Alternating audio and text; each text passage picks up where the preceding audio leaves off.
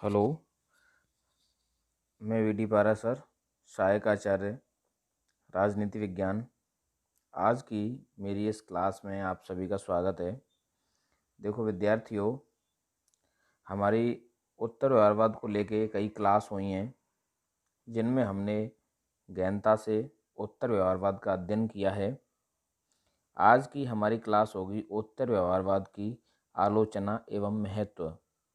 साथियों, हम ये देखेंगे कि व्यवहारवाद के बाद जब उत्तर व्यवहारवाद आया तो उत्तर व्यवहारवाद ने व्यवहारवाद की किन कमियों को दूर किया और अपने अध्ययन के क्षेत्र को किस तरह विस्तारित किया।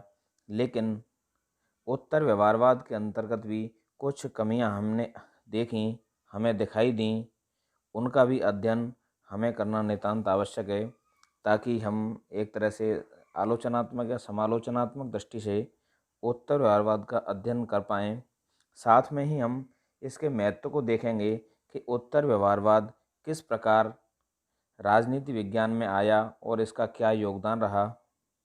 देखो साथियों, यद्यपि उत्तर व्यवहारवाद ने परंपरागत राजनीतिक दृष्टिकोण तथा व्यवहारवादी दृष्टिकोण के दोषों को समाप्त कर राजनीति शास्त्र को एक नया विज्ञान का रूप दिया है, फिर भी अनेक आधारों पर इसकी आलोचना की जाती है।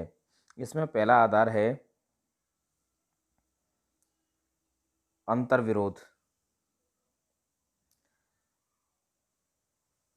उत्तर व्यवहारवादियों ने अपने अध्ययन में मूल्य एवं तथ्य दोनों को महत्वपूर्ण माना है, किंतु इसके कारण उत्तर व्यवहारवाद में अंतर्विरोध भी पैदा हुए हैं, क्योंकि उत्तर व्यवहारवादी राजनीति विज्ञान को के अध्ययन को एक साथ ही मूल्य प्रदान, आदर्शवादी, व्यक्तिनिष्ठ के साथ ही मूल्य निरपेक्ष, यथार्थवादी व वस्तुनिष्ठ भी बनाना चाहते हैं, जबकि यह असंभव है। देखो विद्यार्थियों, उत्तर व्यवहारवाद के अंतर्गत अंतर्विरोध का दोष इसलिए आ जाता है क्योंकि उत्तर व्यवहारवाद के अंतर्गत परंपरावाद एवं व्यवहारवाद दोनों की जो महत्वपूर्ण विशेषताएं हैं, जिन पर ये दोनों अवधारणाएं फोकस करती हैं, उनको एक साथ उत्तर व्यवहारवाद के अंतर्गत समाविष्ट कर लिया गया है। एक तरफ जहाँ परंपरावादी अध्ययन मानपरक हैं, वहीं व्यवहारवादी अध्ययन तथ्यपरक हैं, और इन दोनों को एक साथ उत्तर व्यवहारवाद ने अपने अंदर ले लिया है। इसी वजह से ये उत्तर व्यवहारवाद को इस आलोचना का शिकार होना पड़ा कि इसके अंदर एक अंतर्विरोध का दोष है। दूसरा है इसमें है अवैज्ञानिक। उत्तर व्यवहारवादी तकनीक से पहले सार को महत्व देते हैं। इसका अर्थ यह हुआ कि वे पहले शोध का उद्देश्य तय करते हैं और फिर उद्देश्य की पुष्टि के लिए तकनीक का प्रयोग करते हैं। इस प्रकार उनका अध्ययन पूर्वाग्रह से ग्रसित होता है, अतः इसे अवैज्ञानिक कहा जा सकता है।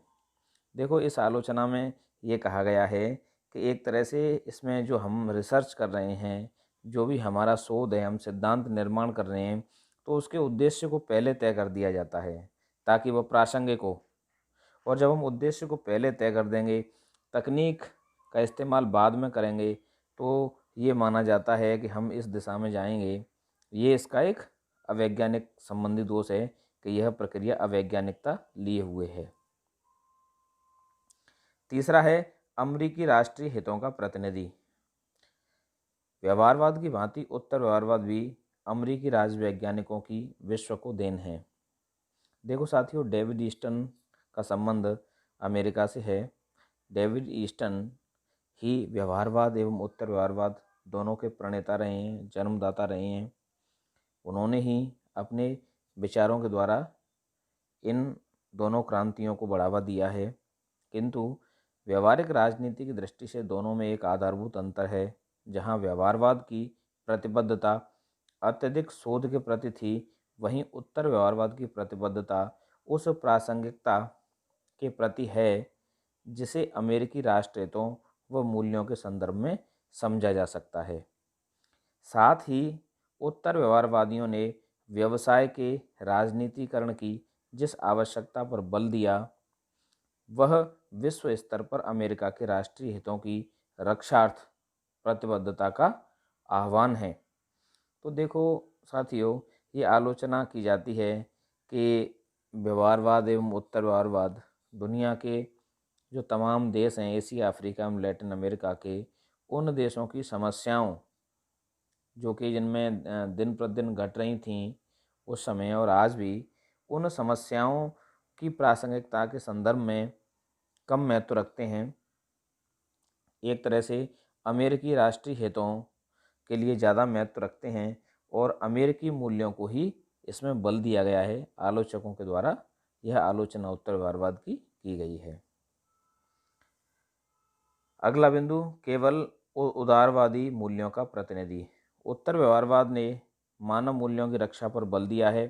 व्यवहारवाद में ये मूल्य केवल उदारवादी विचारधारा से संबद्ध हैं। ये मूल्य समाज एवं समुदायों के ऊपर व्यक्ति की स्वतंत्रता को अधिक महत्व देते हैं। उत्तर व्यवहारवादी उदारवादी मूल्यों को ही स्वयं सिद्ध एवं शाश्वत मूल्य स्वीकारते हैं, जबकि इन मूल्यों का मात्र अपेक्षित महत्व है। देखो विद्यार्थियों कि उत्तर व्यवहारवाद के अंतर्गत उदारवादी मूल्यों पर ही प्रमुख रूप से बल दिया गया है। इनको कुछ विचारक एक तरह से यथास्थितिवादी विचारधारा कह देते हैं कि जो चल रहा है उसी के ये समर्थक थे। दुनिया में जो लोकतंत्र चल रहा है वह लोकतंत्र ही चलता रहे। एक तरह से जो राजनीतिक व्यवस्थाएं हैं उनमें परिवर्तन नहीं हो, इसीलिए ये व्यक्ति की स्वतंत्रता पर ज़्यादा बल देते हैं, स्वतंत्रता को एक महत्वपूर्ण मूल्य मानते हैं। अन्य जो राजनीतिक मूल्य हैं उनकी इसके अंदर उपेक्षा की गई है, आलोचक ऐसा मानते हैं। तृतीय विश्व के लिए सीमित महत्व। उत्तर व्यवहारवाद ने अपने मानव मूल्यों को लोकतांत्रिक व्यवस्था के लिए अनिवार्य एवं आधारभूत मूल्यों के रूप में प्रस्तुत किया है, किंतु तृतीय विश्व अर्थात एशिया, अफ्रीका व लैटिन अमेरिकी महाद्वीपों की राजनीतिक अस्थिरता, गरीबी, जनसंख्या विस्फोट से जूझती लोकतांत्रिक व्यवस्थाओं की दृष्टि से इन मूल्यों का भी सीमित महत्व है, क्योंकि यहाँ प्रथम आवश्यकता आर्थिक विकास के साथ राजनीतिक स्थिरता प्राप्त करना है। अतः ये लोकतांत्रिक व्यवस्थाएं विकास के प्रसंग में मूल्यों पर बल देती हैं, जबकि उत्तर व्यवहारवादी मूल्यों पर आधारित विकास पर बल देते हैं।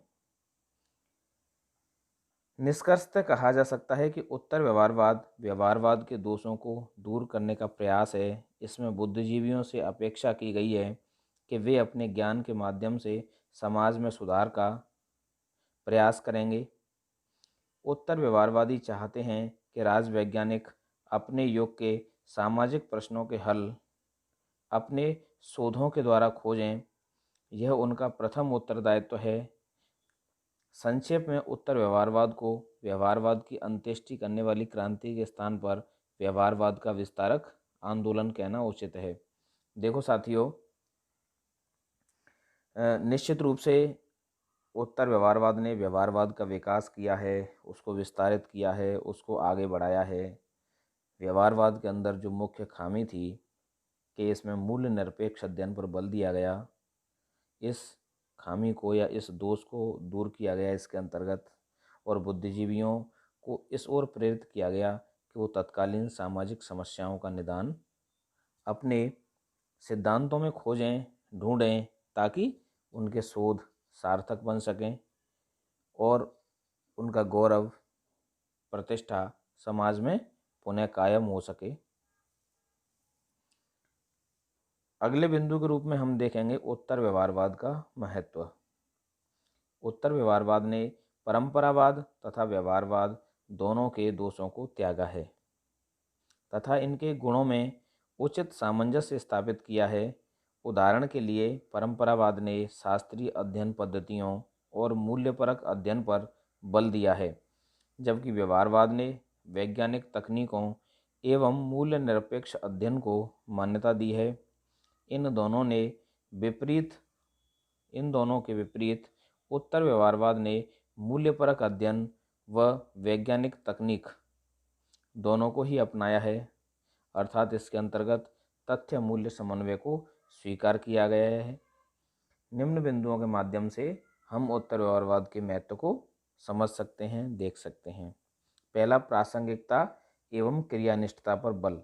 देखो विद्यार्थियों, उत्तर व्यवहारवाद का सबसे प्रमुख लाभ है, जिस लाभ से व्यवहारवाद के दौरान राजनीति विज्ञान अछूता रहा, वह लाभ प्रासंगिकता का है। निश्चित रूप से उत्तर व्यवहारवाद के अंतर्गत शोधों की प्रासंगिकता पर बल दिया गया। यह आह्वान किया गया कि राजवैज्ञानिक इस प्रकार से शोध करें कि उनके शोध समाज के लिए सार्थक बन सकें, समाज को एक बेहतर दिशा में ले जा सकें। क्रियानिष्ठता पर बल दिया गया। इसमें ये तय किया गया कि राजनीति विज्ञान को एक तरह से जो मनन विज्ञान के रूप में है, चिंतन विज्ञान के रूप में है, उसको कर्म विज्ञान बनाया जाए। सामाजिक दायित्वों के प्रति उन्मुख राजनीति विज्ञान को किया गया कि जो राजवैज्ञानिक हैं, उन राजवैज्ञानिकों के क्या दायित्व होने चाहिए, उन दायित्वों की तरफ उन्हें कार्य करना होगा। राजनीति विज्ञान में मूल्यों को पुनः स्थापित किया गया, जो व्यवहारवाद के दौरान मूल्य निरपेक्ष अध्ययन के रूप में खत्म हो गए थे। व्यवहारवाद में तथ्यों का अध्ययन ज़्यादा था, अध्ययन तथ्यपरक थे। पुनः मानपरकतावाद की ओर उत्तर व्यवहारवाद ने बढ़ावा दिया। उत्तर व्यवहारवाद के अंतर्गत मूल्य सापेक्ष अध्ययन पर बल दिया गया। चौथा बिंदु, सार वस्तु को तकनीक पर वरीयता दी है। ये स्पष्ट है कि उत्तर व्यवहारवाद के अंतर्गत तकनीक को भी नहीं छोड़ा है, लेकिन तकनीक और सार वस्तु, इन दोनों में से अगर हमें किसी एक चीज़ को चुनना है तो निश्चित रूप से उत्तर व्यवहारवादी सार वस्तु को चुनेगा और व्यवहारवादी तकनीक को चुनेगा। तो सार वस्तु को प्रतिष्ठित करने का कार्य उत्तर व्यवहारवाद ने किया है। उत्तर व्यवहारवाद ने कहा है कि हम तकनीकी छोड़ सकते हैं, लेकिन उस सार को नहीं छोड़ेंगे जो सार शोध के द्वारा निकाला जा रहा है, तय किया जा रहा है, जिसकी महत्ता है, जिसकी प्रासंगिकता है, उसको हम वरीयता देंगे। अगला बिंदु, राजवैज्ञानिकों के सम्मान की बहाली की है। निश्चित रूप से उत्तर व्यवहारवाद ने राजवैज्ञानिकों के सम्मान की बहाली की है, क्योंकि जो राजनीति वैज्ञानिक तत्कालीन सामाजिक, राजनीतिक, आर्थिक समस्याओं का समाधान अपने शोधों के द्वारा प्रस्तुत नहीं कर पा रहे थे, उत्तर व्यवहारवाद ने ये कहा कि शोध सार्थक बनाने होंगे। तब इस प्रकार के शोध आए जिन्होंने अपनी सार्थकता सिद्ध की। निश्चित रूप से उन्होंने राजवैज्ञानिकों के सम्मान की बहाली की। इस प्रकार उत्तर व्यवहारवाद राजनीति विज्ञान की संतुलित एवं आधुनिकतम विकास की अवस्था का प्रतिनिधित्व करता है। देखो साथियों, इसी जो परंपरावाद, व्यवहारवाद के बाद जो अंतिम कड़ी थी वो उत्तर व्यवहारवाद है। उत्तर व्यवहारवाद हम कह सकते हैं कि विकास की उच्च अवस्था है, जिसके अंतर्गत परंपरावाद एवं व्यवहारवाद दोनों को समन्वित रूप में रखा है। धन्यवाद साथियों।